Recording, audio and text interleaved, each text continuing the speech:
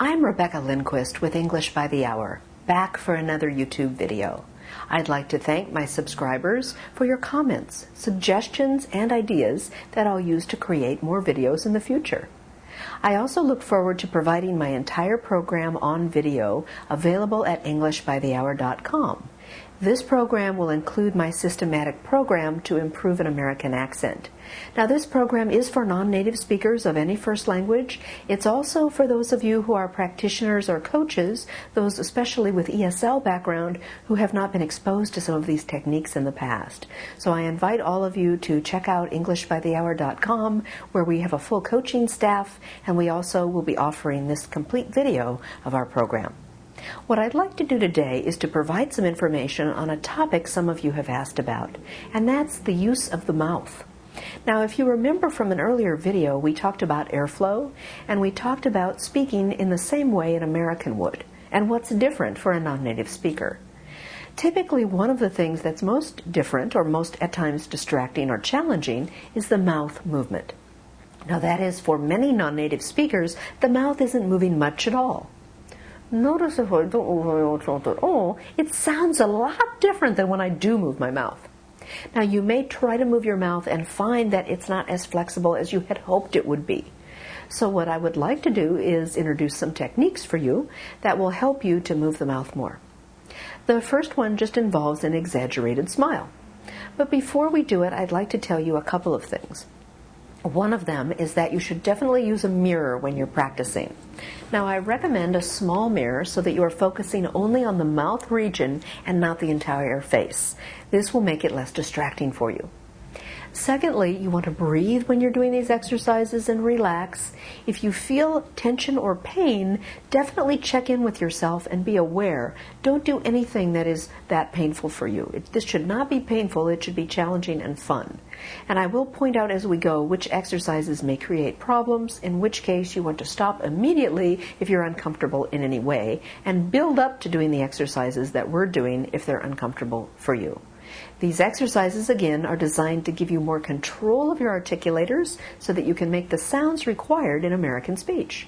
So once again, let's start with that exaggerated smile that I mentioned. So the lips are going fully back, and you can monitor in your mirror. Exaggerated smile, stretch. Now we're going to go forward like a fish, or like an exaggerated kiss. Pull the lips forward, and now back.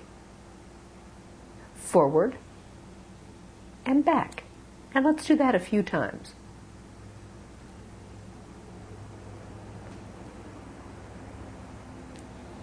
Now, once you've done this, you're warmed up a bit. We're now going to go from side to side.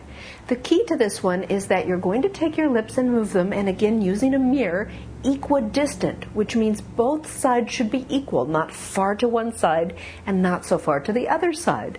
However, if you find your lips are pulling much further to one side than the other, that's a good awareness for you to practice stretching on the tight side, or the side that's stretching less fully. Let's do this together. Again, monitoring just to make sure that you're equidistant. Now, also when you do this, you want to make the kissing noise on each side. If you're not making this noise, you can cheat. That's too easy. This is the correct way to do the exercise.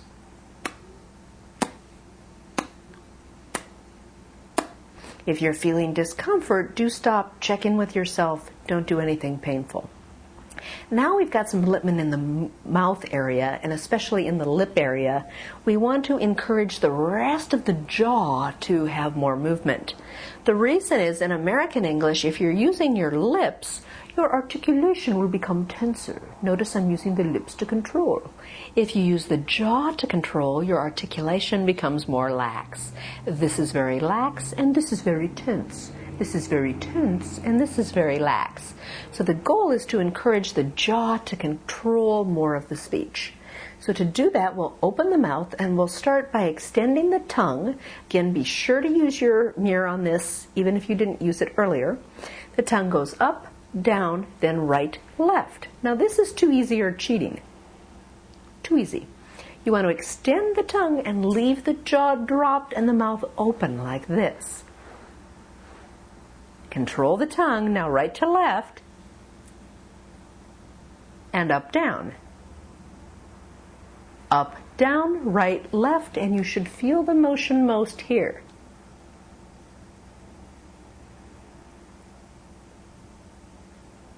It's all about control. At first, it's not how far the tongue is going, but more about controlling the movement.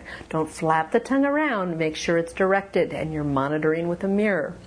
Now, once you can do this, we want to circle the tongue in a clockwise and then a counterclockwise direction like this.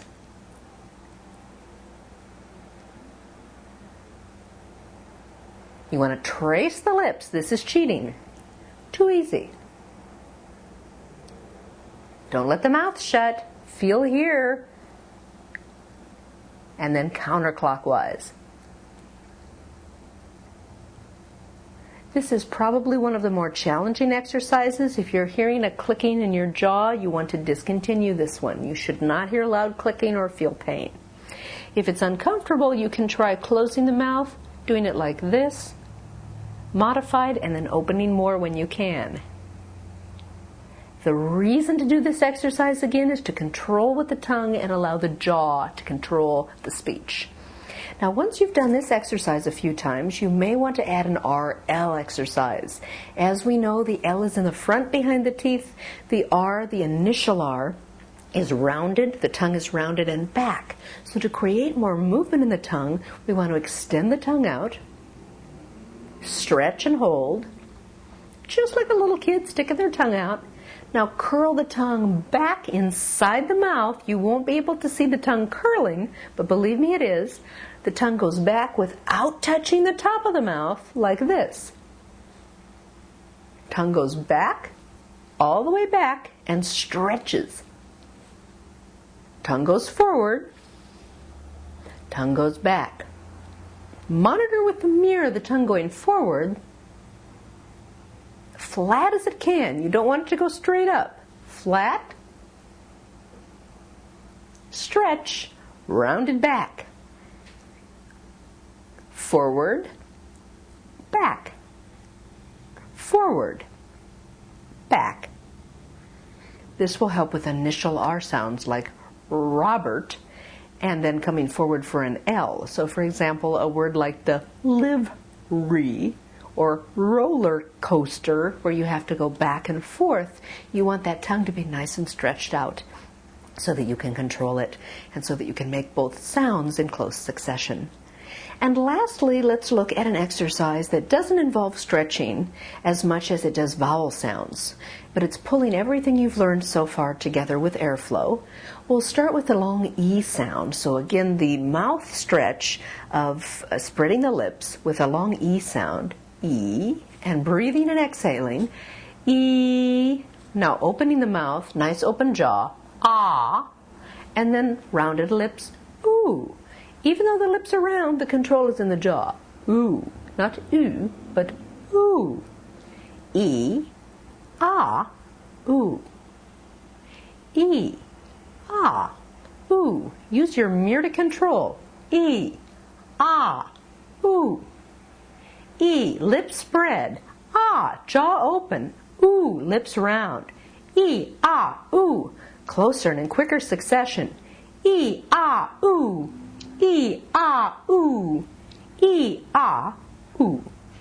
Doing these exercises daily will make them easier, will strengthen your articulators, and will allow you to control your speech. I thank you for your time today. We look forward to seeing you again at EnglishByTheHour.com and in future videos. Thanks again.